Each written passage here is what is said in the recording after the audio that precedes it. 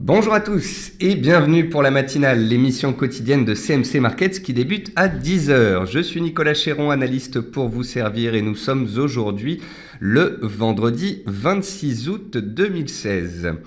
Le titre du jour est « Enfin la rentrée ».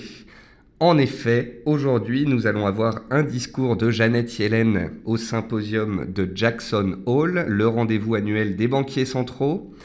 Cela devrait donner le tempo sur les indices et sur le dollar et donc sur les matières premières et les devises. En gros, nous devrions connaître des décalages de marché d'importance aujourd'hui, cet après-midi.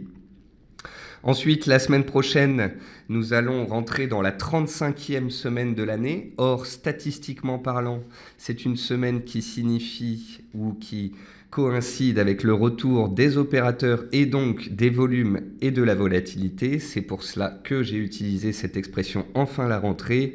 Nous arrivons à la fin de la période estivale. Nous allons rentrer dans le mois de septembre. Le mois de septembre qui sera d'importance avec les politiques monétaires américaines mais aussi européennes. Donc voilà. Enfin peut-être de l'action sur ces marchés. En tous les cas, nous allons faire un point complet sur la situation avant le discours de cet après-midi. Puis vous me retrouverez lundi pour faire un point complet sur la situation pour la semaine prochaine. À partir de mardi prochain, je serai en vacances pour une période de 2 semaines et ce sont mes collègues de CMC Markets qui s'occuperont de faire la matinale pendant mon absence. Bienvenue à tous pour la matinale, à tous ceux qui viennent de nous rejoindre et je salue également tous ceux qui nous regardent sur YouTube. Comme tous les matins, voici un avertissement sur les risques concernant le caractère purement informatif de cette présentation et les CFD. Je vous laisse en prendre note. Je vous invite, comme tous les matins, à utiliser les fonctions de chat et de questions-réponses en haut de votre écran pour pouvoir converser avec moi. Comme tous les matins, nous allons voir ensemble les actualités marché, macro, actions, les statistiques économiques passées et à venir, une figure graphique reconnue par la plateforme de CMC Markets et bien évidemment, je répondrai à vos questions. Alors, en termes d'actualité marché, stabilisation du S&P 500 dans une zone de neutralité entre 2168 et 2194 points. Le S&P était jusqu'ici haussier au-dessus de sa moyenne mobile à 15 séances. Il l'a cassé avant-hier. Il est donc désormais neutre et attentiste. Le CAC et le DAX sont stables, toujours enfermés dans des ranges depuis vendredi dernier, attentistes. Le CAC, vous connaissez les zones, c'est 4370 en support, 4450 en résistance, et le DAX, c'est 10 480 en support et 10 630 en résistance. Le Volatility Index échéance septembre a échoué sous 15,4 points. Il est neutre pour le moment. On avait vu avant-hier que si le VIX cassait les 15 points, c'était un premier signal. On a vu hier que si le VIX cassait 15,4 points, ce serait un second signal.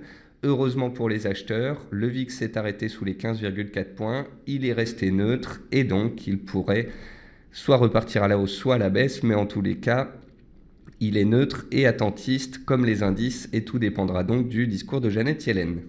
Les pétroles restent soutenus, les rumeurs au sujet de la réunion des producteurs de pétrole continuent. Donc pour l'instant, les cours des pétroles WTI et Brent ont consolidé cette semaine suite à une forte hausse, près de 25% l'espace de 3 semaines. Et pour l'instant, ils sont stables et c'est une bonne chose pour les indices boursiers. L'or s'inscrit dans un triangle dont il a testé la borne basse hier. Le suspense est à son comble. Je vous expliquais que la cassure avant-hier des 1330 n'était pas un signal très clair pour moi. J'ai l'impression que l'or est attentiste dans un triangle sur la borne basse et donc toutes les options restent ouvertes. Le dollar teste les 94,5 points dans les starting blocks avant le discours de Janet Yellen. La résistance est à 95 points, le support est à 94. Est-ce que le dollar va être recherché ou sous pression? Nous verrons cela cet après-midi. En termes d'actualité macroéconomique, selon un sondage Citi, 85% des investisseurs s'attendent à ce que Janet Yellen parle de une hausse de taux en 2016. Selon Nomura, l'impact du discours de Janet Yellen en 2015 était baissier sur le SP500 et haussier sur le dollar, l'inverse de ce qu'avait engendré Bernanke les 4 années précédentes.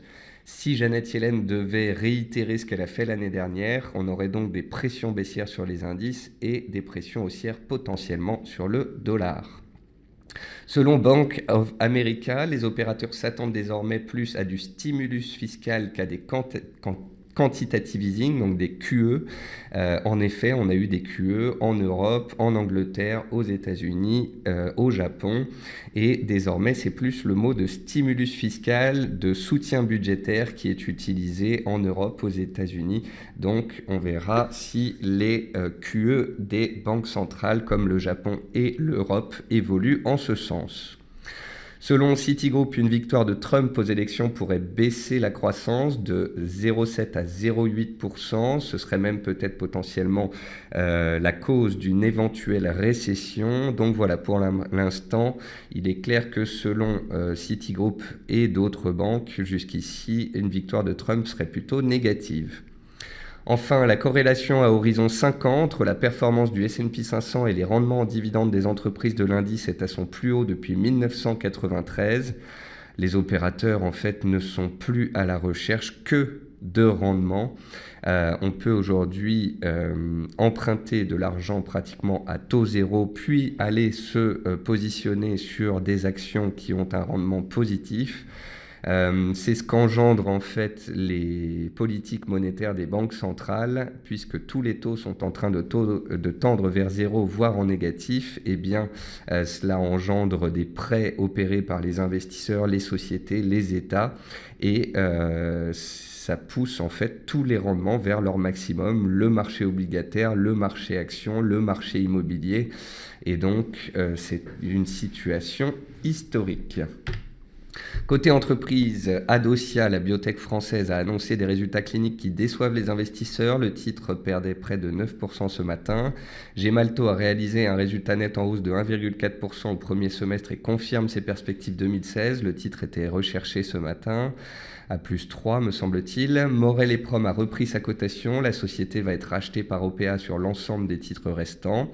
Et puis Vivendi a réalisé un résultat net en hausse de 28,3%, mais Canal+ pèse.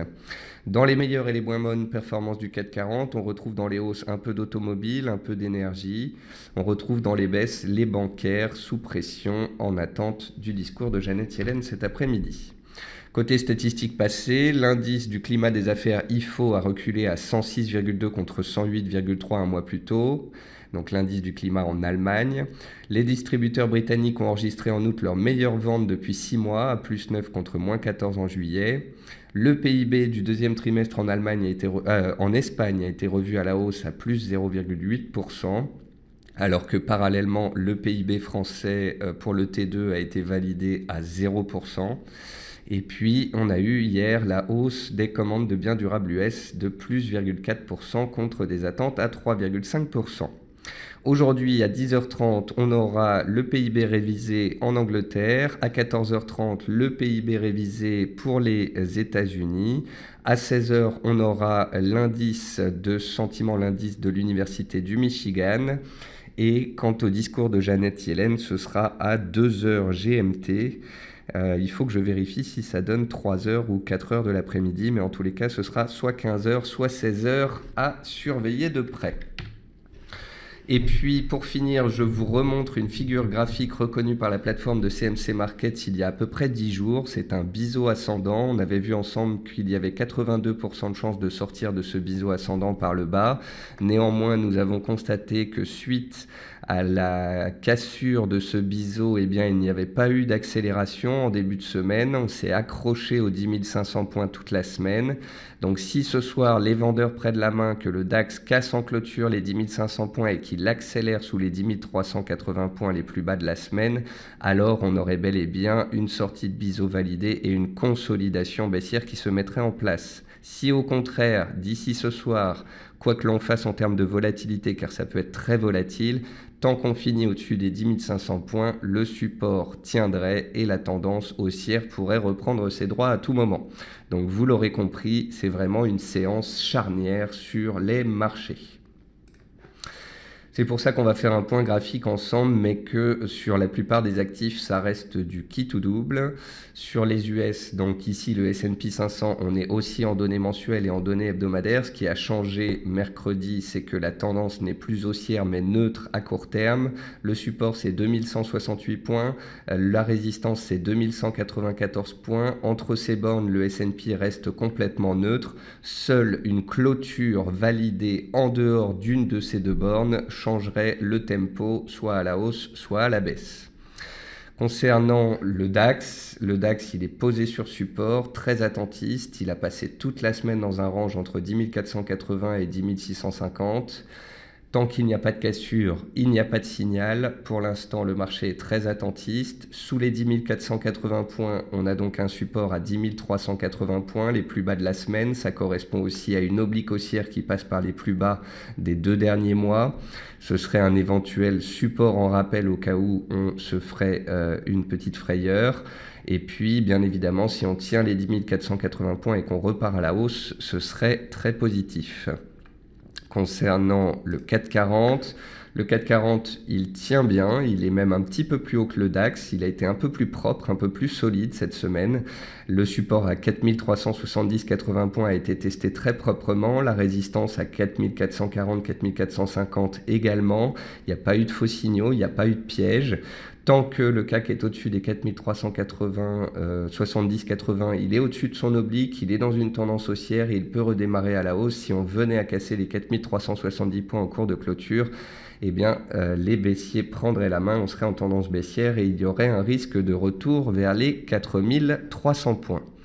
Pour corroborer les signaux éventuels à la hausse ou à la baisse, souvenez-vous, on étudie quotidiennement le VIX.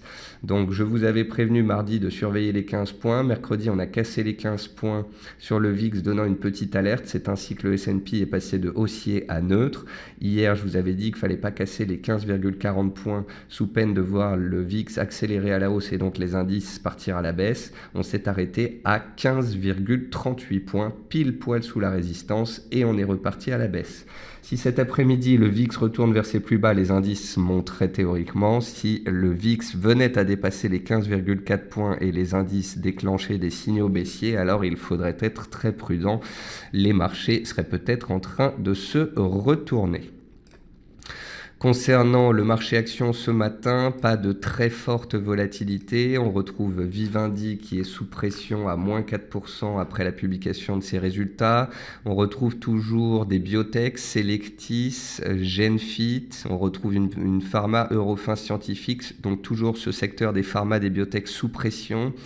On retrouve également Valorec qui consolide sa hausse récente depuis que le WTI a arrêté de monter. On retrouve des titres haussiers comme Virbac qui consolident leur hausse récente.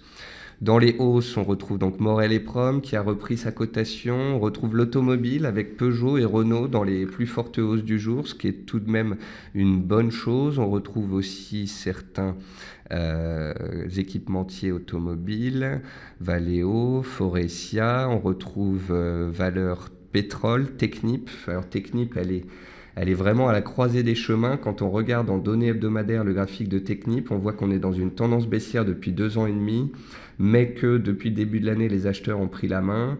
Ils ont profité du rebond des marchés et du pétrole. Là, on est vraiment à la croisée des chemins. À 54,30, on a une résistance claire. Si on arrivait à la dépasser, il y aurait potentiellement une nouvelle vague haussière à la clé sur Technip en direction des 60 €.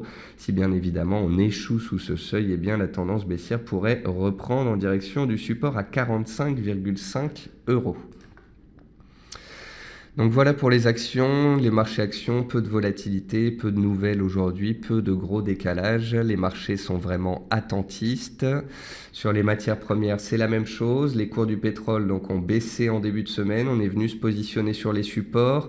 Un point positif, c'est que malgré des stocks supérieurs aux attentes mercredi, les cours des pétroles se sont bien tenus. Ils ont été soutenus par les spéculations de la future réunion des producteurs de pétrole à Alger en septembre.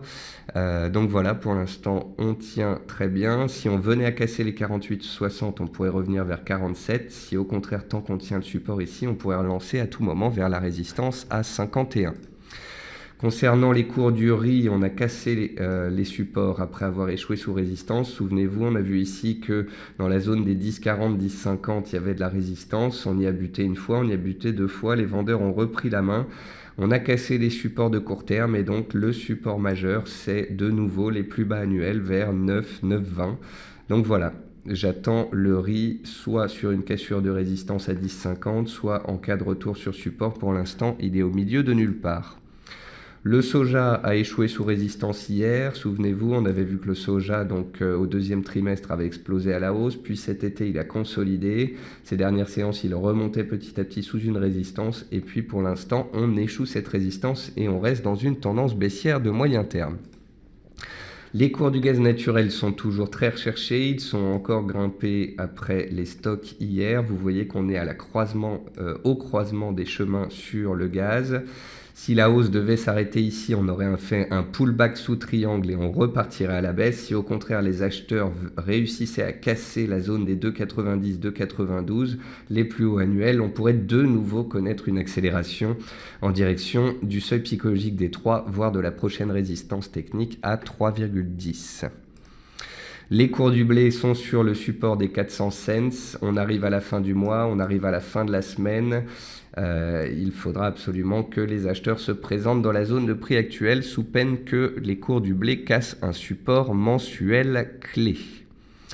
Ensuite, les cours du sucre, ils restent ancrés dans une tendance haussière moyen terme, mais dans une consolidation de court terme. Les cours du maïs ont consolidé leur hausse récente et reviennent vers leur support de moyen terme, ici correspondant au plus bas de 2014 à 315 cents, donc on surveillera une éventuelle réaction dans cette zone. L'or est, comme je vous le disais, dans une situation d'indécision complète. On est sur la borne basse d'un triangle chartiste. Si le dollar venait à monter cet après-midi, on pourrait casser la borne basse et repartir à la baisse vers 1280. Si au contraire si le dollar monte, on a l'or qui baisserait. Si le dollar baisse, on peut avoir l'or qui se reprendrait. Ensuite, le coton, il est posé pile poil sur sa ligne de soutien, très attentiste. Le platinium, palladium et l'argent, c'est comme l'or, on est très attentiste. Et puis pour finir, avec les devises, donc les devises, on a l'AUD-USD qui est haussier depuis 3 mois et qui est posé sur support. Le NZD-USD qui est haussier depuis le début de l'année et qui est sur ses plus hauts annuels. Donc ça, c'est typiquement les deux paires en dollars les plus haussières.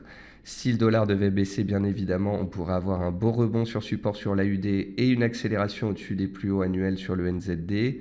Bien évidemment, si le dollar se reprend, ces deux paires consolideraient. Concernant l'euro et la livre, on n'est pas dans des tendances haussières fortes depuis 3 mois ou 6 mois. On est juste dans des rebonds haussiers sur l'euro depuis 1 mois et sur la livre depuis à peu près 1 semaine et demie. On est sur des zones de résistance. Donc très clairement, si le dollar monte, on échoue sous les résistances et on repart à la baisse. Si le dollar baisse, on casserait des résistances et les acheteurs garderaient la main à court terme. Tout dépendra donc bien évidemment du sort du dollar américain. Le dollar américain à moyen-long terme, il a plutôt une pente haussière et il a tenu des supports de moyen terme, notamment le mois dernier. Mais à court terme, depuis 1 mois, il est dans une tendance baissière. Donc là, vraiment, c'est l'indécision totale des opérateurs. Même si les officiels de la Fed ont dit que les taux pourraient être montés, on voit bien que le dollar a du mal à être recherché. Même si la probabilité d'une hausse de taux est passée récemment de 36% à 57% pour décembre, eh bien le dollar s'est tout simplement stabilisé, mais il n'est pas monté. Donc voilà, est-ce que Janet Yellen va botter en touche et laisser les opérateurs dans l'indécision jusqu'à la prochaine réunion de la Fed? C'est aussi une possibilité. C'est à craindre. Ce que j'espère, c'est que cet après-midi, enfin, Janet Yellen va user d'une rhétorique assez claire qui va permettre aux indices et au dollar de décaler dans le sens de son discours. L'année dernière, elle avait fait pression sur les US, sur les indices, et elle avait soutenu un peu le dollar. Est-ce que ce sera le cas? Nous verrons bien cet après-midi. Une chose est certaine, et je vous le dis aussi pour la semaine prochaine et la suivante, si le dollar casse les 95 points, c'est qu'on a un regain d'intérêt pour la devise américaine et c'est que toutes les paires en dollars pourraient être sous pression ainsi que les matières premières. Si au contraire le dollar repart à la baisse vers ses plus bas, voire casse les 94 points à la baisse, très clairement, toutes les paires en dollars auraient une belle appréciation devant elles et métaux et matières premières agricoles en profiteraient également puisqu'elles sont dénominées en dollars américains. Donc voilà, qui tout double sur les devises, qui tout double sur l'or, surveillance des pétroles, qui tout double sur les indices qui sont désormais neutres et très attentistes. Attention à la volatilité cet après-midi, attention à d'éventuels faux signaux. Remarquez qu'il y aura des statistiques à 14h30 ainsi qu'à 16h. Donc on va avoir statistiques, discours, statistiques. Ça devrait engendrer de la volatilité. On est vendredi, on pourrait avoir des signaux clairs. Mais pour ce faire, voyons où se feront les clôtures du jour. Et en fonction des clôtures du jour et de la semaine, nous verrons lundi, le dernier jour du mois, ce que cela donne pour les clôtures mensuelles. Et ça nous donnera certainement des indications pour pouvoir trader au mois de septembre. Voilà, on a fait le tour sur les marchés, on n'a aucun signal clair. Olivier me dit, n'y a-t-il pas un avalement baissier en hebdo sur le CAC 40? Olivier, il suffirait que ce soir le CAC 40 clôture à 4450 points et vous n'auriez absolument pas d'avalement baissier. Inversement, si on clôture ce soir à -2, vous auriez un magnifique avalement baissier. Donc pour l'instant, on peut avoir des idées, on peut avoir des stratégies, mais le marché, lui, reste indécis. Attendons qu'il nous donne des signaux clairs et nous pourrons alors faire des stratégies. Voilà, je vais mettre en ligne cette matinale. Je serai sur Twitter le reste de la journée. Vous me retrouvez lundi 10h pour ma dernière matinale avant les vacances. Je vous souhaite à tous un très bon appétit, un bon trading, une bonne journée, un bon week-end, une bonne rentrée. Et je vous retrouve lundi à 10h pour la matinale avec grand plaisir. Au revoir à tous.